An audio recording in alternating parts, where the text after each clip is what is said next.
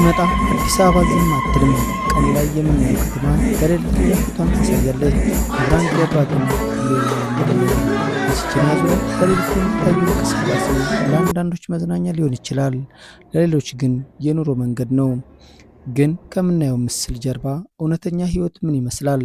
ቺቺኒያ በአዲስ አበባ የሌሊት እንቅስቃሴ ከሚታይባቸው አካባቢዎች አንዱ ነው። እዚህ የሚመጡ ሰዎች ግን ሁሉም ተመሳሳይ ምክንያት የላቸውም። አንዱ ለመዝናናት ይመጣል፣ ሌላው ስራ ለመስራት፣ ሌላው ደግሞ የዕለት ገቢ ለማግኘት። በዚህ የሌሊት ዓለም ውስጥ የሚኖሩ ሰዎች አሉ።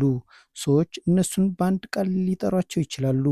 ነገር ግን ከዚህ ቃል ጀርባ ያለው ሰው ማን ያውቀዋል? አንድ ሰው ወደ ከተማ ሲመጣ ሁልጊዜ የሚፈልገው አዲስ ህይወት ነው። ግን አዲስ አበባ ለሁሉም እኩል እድል አትሰጥም።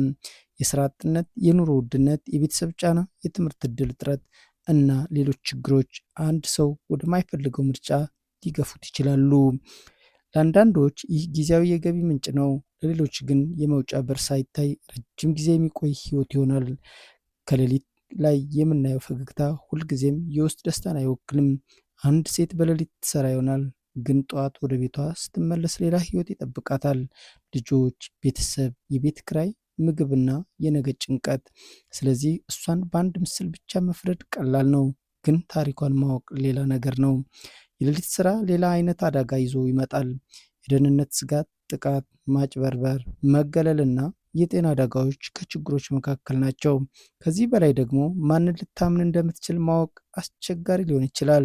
ስለዚህ ይህን ህይወት ስናይ የምንጠይቀው ጥያቄ ለምን ይህን ትሰራለች ብቻ መሆን የለበትም። ምን ነገር ወደዚህ አመጣት ብለን መጠየቅ አለብን። ከዚህ ዓለም ውስጥ የሚወጡ ሰዎች አሉ። አንዳንዶች ትምህርት ይጀምራሉ፣ አንዳንዶች ሌላ ስራ ያገኛሉ፣ አንዳንዶች ትንሽ ንግድ ይጀምራሉ፣ አንዳንዶች ግሮሰሪ ይጀምራሉ፣ አንዳንዶች ቡቲክ፣ ሌሎችንም ይጀምራሉ። ግን ይህ ሁሉ ቀላል አይደለም። ለመጀመር እድል ያስፈልጋል፣ ድጋፍ ያስፈልጋል፣ እናም ሁሉም ሰው የሚሰጠው ሁለተኛ እድል ያስፈልጋል። በሌሊት የምናያቸው ሰዎች ከኛ የተለዩ አይደሉም። እነሱ ህልም አላቸው፣ እነሱ ቤተሰብ አላቸው፣ እነሱ ራዕይ አላቸው፣ እነሱ ዓላማ አላቸው። እነሱ የነገን ተስፋ አሻግረው የሚያዩ ናቸው።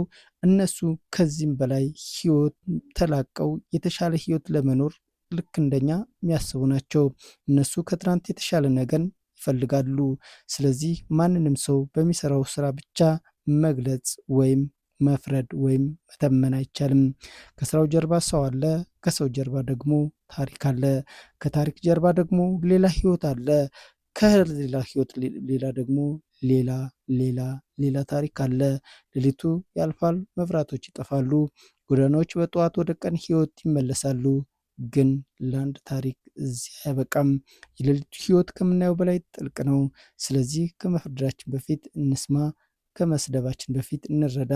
ምክንያቱም ከሌሊት ጀርባ ያለው ሰው ልክ እንደኛው ሰው ናቸው። እባካችሁ ተረዷቸው። አመሰግናለሁ።